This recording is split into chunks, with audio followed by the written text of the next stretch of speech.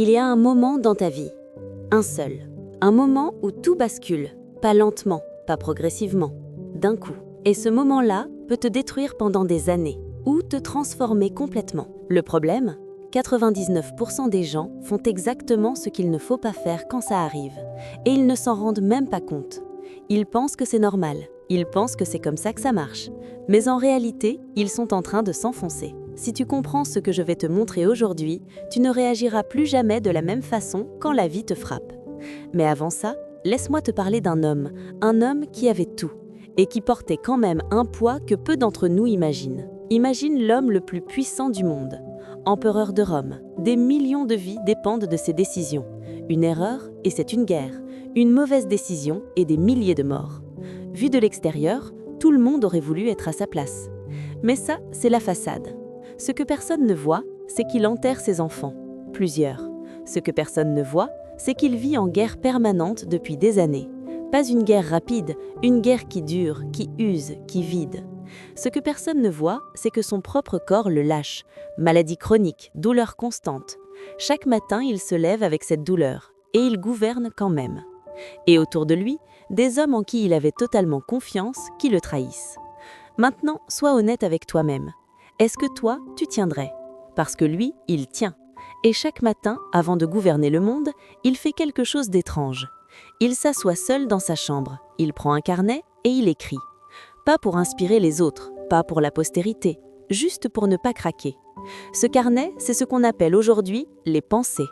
Et dedans, il écrit une phrase, simple, presque froide. Tu as du pouvoir sur ton esprit, pas sur les événements extérieurs. Comprends ça et tu trouveras la force. Et si tu écoutes vraiment cette phrase, elle fait mal, parce qu'elle t'enlève une excuse.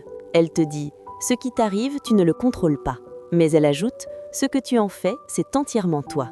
C'est dur à entendre, mais c'est la vérité la plus libératrice qui existe. Et attends, parce que ça devient encore plus intéressant. Parce que même en comprenant ça, la majorité des gens continuent à faire une erreur. Une seule erreur. Et elle leur coûte des années de leur vie. Quand quelque chose de dur arrive dans ta vie, ton cerveau pose une question automatique. Pourquoi moi? Ça paraît innocent, ça paraît même logique. Mais en réalité, c'est une question toxique. Parce qu'elle cache une illusion profonde. L'illusion que la vie te doit quelque chose. Que si tu es une bonne personne, tu devrais être épargné. Que si tu travailles dur, tu devrais être récompensé. Regarde autour de toi. Des gens bien souffrent. Des gens honnêtes perdent. Des gens disciplinés échouent. La vie ne distribue pas la douleur en fonction du mérite. C'est brutal, mais c'est réel. Et Sénèque, l'un des plus grands philosophes stoïciens, l'écrivait à son ami Lucilius qui traversait une période terrible. Arrête de te demander pourquoi ça t'arrive. Demande-toi quoi faire avec ce qui est là. C'est tout le basculement. Pourquoi moi? Tu regardes en arrière, tu rejoues la scène encore et encore. Tu t'épuises sur quelque chose que tu ne peux plus changer. Ta vie s'arrête. Quoi faire maintenant? Tu regardes en avant, tu récupères du contrôle, tu redeviens acteur de ta propre vie. Pense à un boxeur. Il encaisse un coup plein dans le visage. Il ne s'arrête pas au milieu du ring pour demander pourquoi il a été touché. Il recalcule, il s'adapte, il continue. La souffrance n'est pas le problème. La souffrance sans direction, c'est ça le problème. Mais attends, parce que là tu pourrais croire que c'est juste une question d'attitude. Juste se dire « je dois être positif ». Ce n'est pas ça du tout. C'est encore plus simple et beaucoup plus concret. Je t'explique. Il s'appelait Zénon de Citium. Marchand prospère, il avait tout construit. Une flotte de bateaux chargés de marchandises précieuses. Des années de travail, des années de sacrifice, une vie entière investie dans ce commerce. Et un soir, une tempête. En quelques heures, tout ce qu'il avait construit disparaît sous l'eau. Les bateaux, les marchandises, la fortune. Terminé. Zéro. La plupart des gens auraient mis des années à s'en remettre. Certains ne s'en remettent jamais. Lui fait quelque chose d'inattendu. Il entre dans une librairie. Il tombe sur les écrits de Socrate. Il commence à lire. Et là, quelque chose se réveille en lui. Au lieu de reconstruire ce qu'il a perdu, il reconstruit sa façon de penser. Et c'est là qu'il découvre une idée simple, presque trop simple. Il y a deux catégories dans ta vie. Ce que tu contrôles et ce que tu ne contrôles pas. Ce que tu contrôles, tes pensées, tes décisions, tes efforts, ta façon de réagir, les valeurs que tu choisis chaque jour. Ce que tu ne contrôles pas, l'opinion des autres, les accidents de la vie, la maladie, la perte, le comportement des gens autour de toi. Maintenant, sois honnête. Tu passes combien de temps sur ce que les autres pensent de toi, à ruminer une situation que tu ne peux plus changer, à t'inquiéter pour quelque chose qui n'a pas encore eu lieu? La majorité de ton énergie va sur des choses que tu ne contrôles pas. Et après, tu te demandes pourquoi t'es épuisé. C'est logique, tu essaies d'arrêter la pluie avec tes mains. Pendant ce temps-là, tes décisions, tes actions, ta discipline, tu leur donnes les miettes.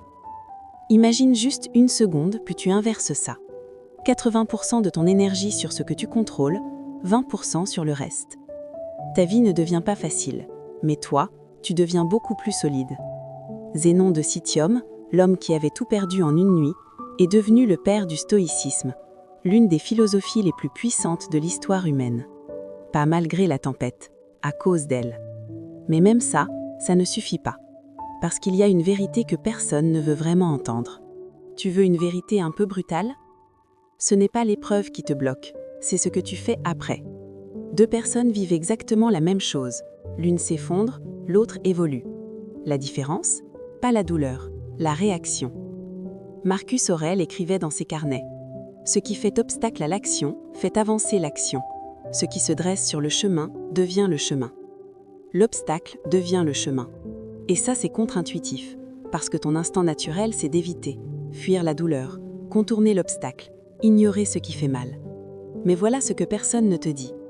Ce que tu évites te contrôle, ce que tu affrontes te transforme. Tu perds ton travail, c'est douloureux, c'est déstabilisant.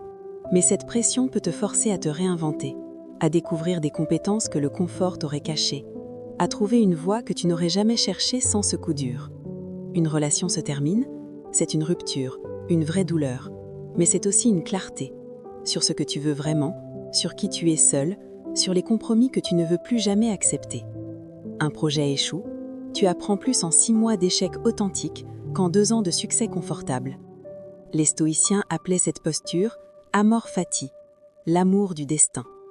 Pas aimer la souffrance, pas faire semblant que tout va bien, mais arrêter de négocier avec la réalité.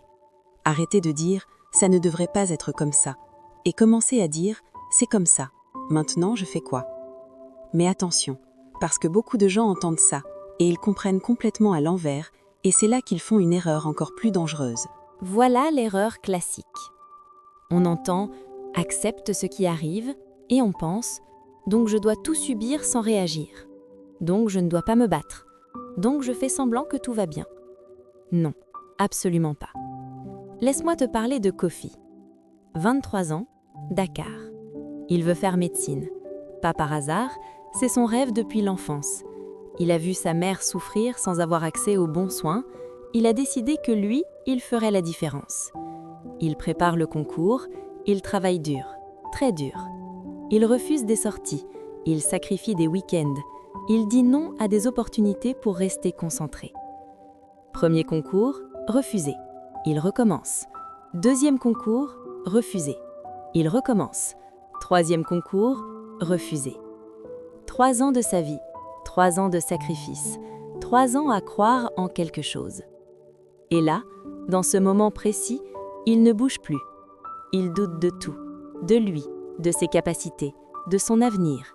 Il se compare aux autres qui ont réussi. Il pense qu'il a tout gâché. Ça, c'est réel, et c'est humain. Mais à un moment, après avoir laissé la douleur être là, vraiment là, sans la fuir, il se pose une question. Ok, c'est arrivé, maintenant je fais quoi? Et c'est là que tout change. Pas sa situation, sa direction.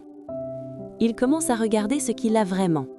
3 ans de biologie, de rigueur, de discipline, des compétences réelles, concrètes, rares. Il découvre la santé publique, la recherche, la pharmacologie. Des domaines où ses compétences sont exactement ce qu'on cherche. Des portes qu'il n'avait jamais regardées, parce qu'il fixait une seule porte depuis 3 ans. C'est ça, accepter sans abandonner. Pas nier la douleur, pas prétendre que c'est juste, pas sourire et faire semblant, mais après avoir laissé la douleur exister, se lever et poser une seule question. Quelle est la prochaine action utile que je peux faire maintenant? Une seule action. Pas tout résoudre d'un coup, juste la prochaine. C'est ça la vraie force. Pas être invincible, juste continuer à avancer même quand c'est flou. Et à la fin, il reste une seule chose qui compte vraiment.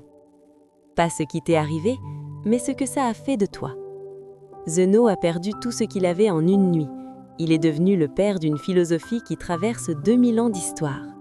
Marcus Aurèle enterrait ses enfants et gouvernait un empire brisé. Il est devenu l'un des hommes les plus sages que l'humanité ait connus. Ils n'étaient pas parfaits. Ils avaient peur, ils souffraient, ils doutaient. Mais ils avaient compris une chose, que la plupart des gens refusent d'accepter. Tu ne contrôles pas ce qui t'arrive, mais tu contrôles entièrement ce que tu deviens après. Et ça, personne ne peut le faire à ta place. La prochaine fois que la vie te frappe, et elle te frappera, c'est une certitude, ne te demande pas pourquoi.